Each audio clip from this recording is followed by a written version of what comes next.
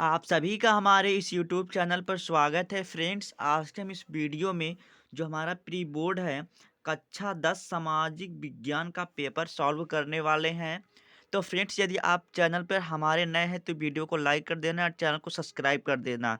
Friends, यदि आप हमारे इस वीडियो पर 1 के लाइक कंप्लीट कर देते हैं तो मैं आपको फिजिक्स का मोस्ट इम्पॉर्टेंट न्यूमेरिकल बताऊंगा जो हर साल पूछे ही पूछे जाते हैं।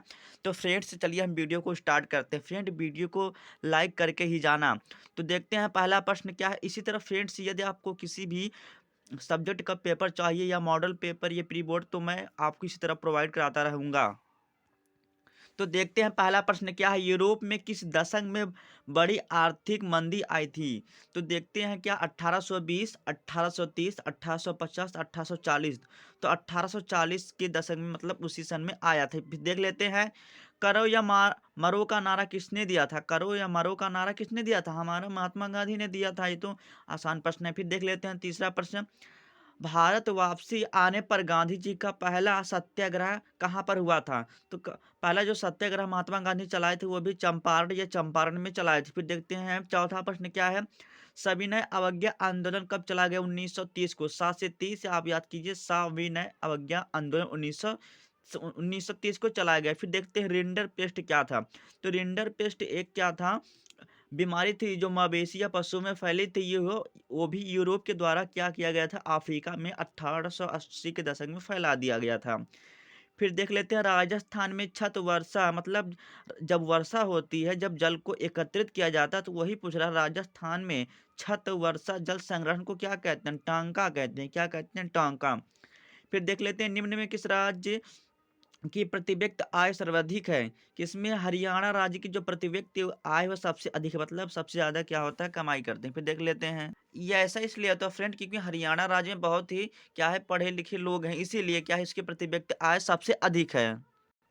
फिर आठवां प्रश्न है सलाल बांध किस नदी पर है? क्या है? चिनाब नदी पर। फ्रेंड, यह मैप में भी पूछा जाता है भरने के लिए। परसा के महत्वपूर्ण मंत्रियों की बैठक कब हुआ था? तो हमारे कब हुआ था? 1870 के दशक में हुआ था। यूरोप में प्रथम विद्रोह कब हुआ था? 1830 में हुआ था।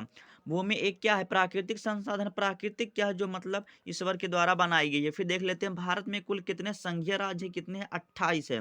फिर देख लेते हैं विश्व में जल का कुल आयतन का कितना प्रतिशत भाग अलवणीय मतलब जो जल मतलब जो कहते हैं ना, जैसे जल होता है तो जल में जब क्या होता है, जो लवण होता है तो हमारा क्या होता है, खारा होता है। जब ये अलवणीय होता है मतलब वो खारा नहीं, कितना 2.5%। फिर देख लेते हैं राज्य विधान सभाओं में महिलाओं का प्रतिनिधित्व निम्न में से कितना कम है? कितना? 6% है। निम्न में से कम है कितना? 6%। फिर देख लेते हैं भारत की राजभाषा है तो और आसान है, हिंदी।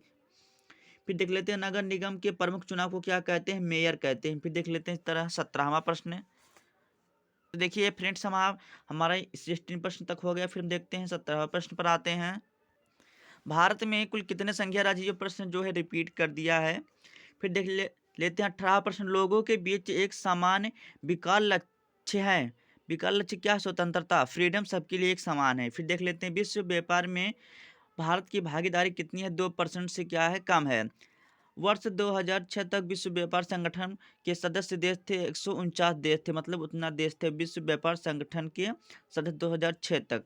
फिर देख लेते हैं यहाँ से आता है हमारा खंड वर्णात्मक प्रश्न आता है जो आप लिखेंगे। लघुत्तरीय प्रश्न है।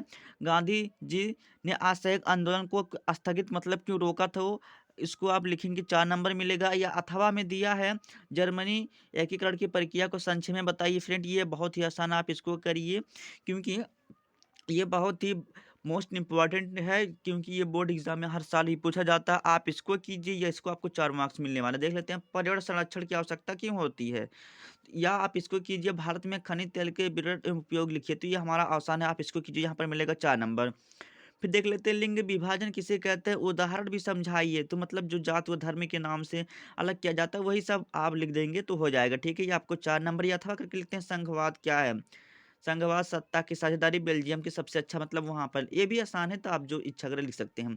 संगठित क्षेत्र किसे कहते हैं? यहाँ पर हमारा भी 4 नंबर मिलने वाला है। वाइसगढ़ के द्वारा प्रवासन को समझाइए, यहाँ पर 4 नंबर मिलेगा। फिर देखते हैं हमारा दीर्घ उत्तरीय प्रश्न आ गया। राष्ट्रवाद पर एक निबंध लिखिए। तो राष्ट्रवाद का प्रारंभ किससे हुआ था? यूरोप देश से हुआ था। यूरोप मतलब महाद्वीप से। फिर वहां पर लिख सकते हैं। अथवा करके दिया महात्मा गांधी द्वारा चलाए गए 3 आंदोलन को लिखिए। महात्मा गांधी द्वारा 3 आंदोलन थे उनको लिख सकते हैं।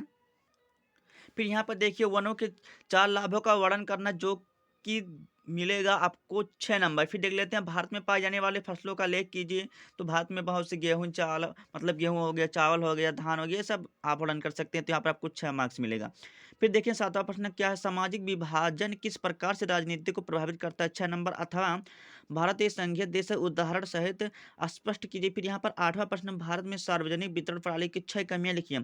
सार्वजनिक वितरण प्रणाली क्या होता है? ये 1886 में आता है। ये कैसा होता है, मतलब कोई भी जैसे दुकानदार सामान होता है, कोई भी बेचता है, मतलब एक्सपायर होता है, तो उस पर क्या होती है, जनता उस पर उसका विद्रोह कर सकती है। फिर यही था 1886 में हमारा आता है फ्रेंड, ये भी मोस्ट इंपॉर्टेंट मतलब क्वेश्चन है। फिर देख लेते हैं उपभोक्ता संरक्षण अधिनियम 1986 के बारे में लिखिए। आप इसको कीजिए, 6 नंबर मिलेगा। फिर देख लेते हैं मानचित्र, हमारा कार्य आ गया, मानचित्र करेंगे, मतलब 10 प्रश्न रहेगा, आपको मानचित्र पर दर्शाना रहेगा बना के, तो वहाँ पर आपको 10 नंबर दिया जाएगा। तो देखते हैं पहला प्रश्न क्या है, असहयोग आंदोलन का उद्घोष कब हुआ था?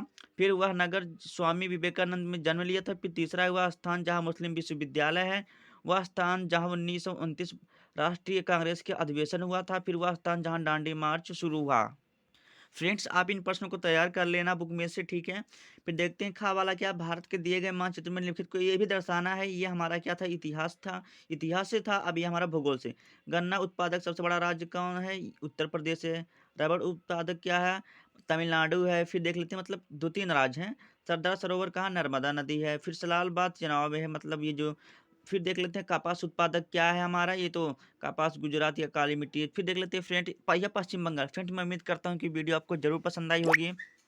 यदि वीडियो आपको पसंद आता तो प्लीज़ लाइक कर दीजिए फ्रेंड्स।